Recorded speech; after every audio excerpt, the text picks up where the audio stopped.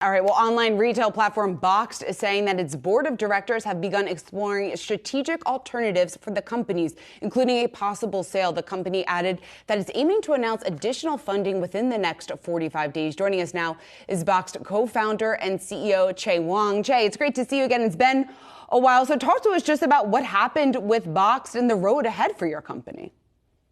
Yeah, so it's no secret that we've had quite a turbulent ride in the public market since we've gone public about a year ago. And so you really saw a double whammy between kind of the sentiment around tech companies as well as e-commerce companies really kind of take a dip in not only the US, but the world.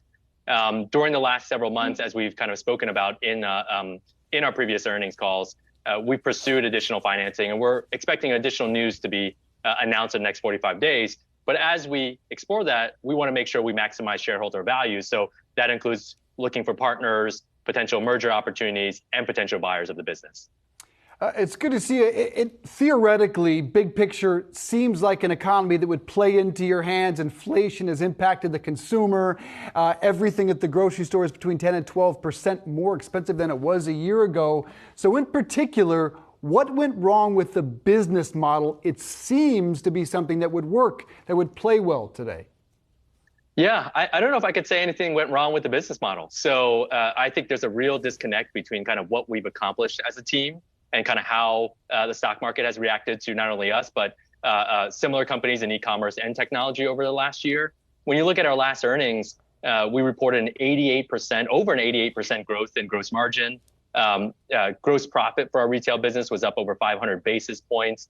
Our B2B business was up over a combined 50+% through Q3 of last year. So these are all great things, I think, for the business, and I'm really proud that we were able to accomplish because we said we were going to do these things.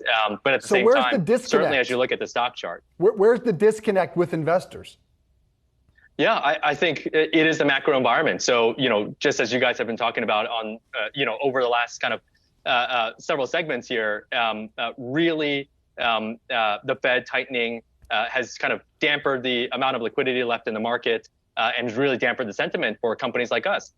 On top of that, I think it's also no secret for anyone that follows us, liquidity has come into focus here. That's why I also think it's really important for us to make that announcement within the next 45 days that we've secured additional financing. Of course, there's no promise that, of course, that we will, and even if an offer is made, it might not be acceptable to us. But at the same time, I think that's one of the other things that has come into focus for our company.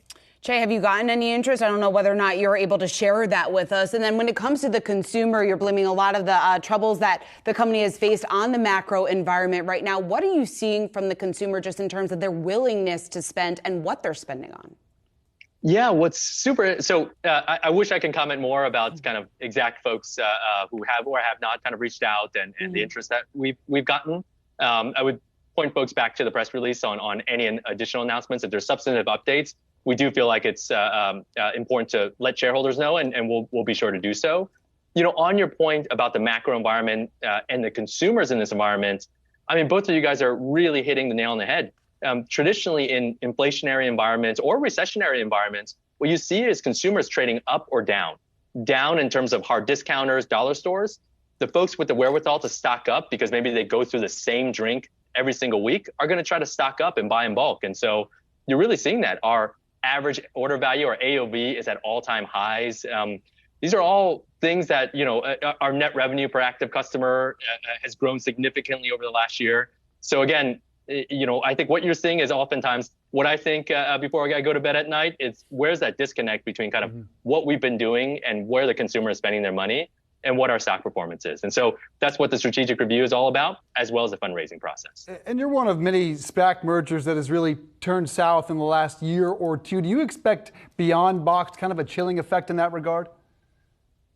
I do think so. I think, the SEC kind of got exactly what they wanted to, was to really chill kind of the SPAC market. I can only speak for ourselves in the sense that, we had and continue to have a real business with 9 figures of revenue, a growing gross margin line, a software business that just signed an 8-figure contract. So we hope as we continue along this path as a public company, that folks will disassociate us with kind of how we went public, with the fact that we're a public company doing what we think we can do. Best of luck to you, Chieh Huang. Appreciate you being on with us. Thank you. Thanks very much.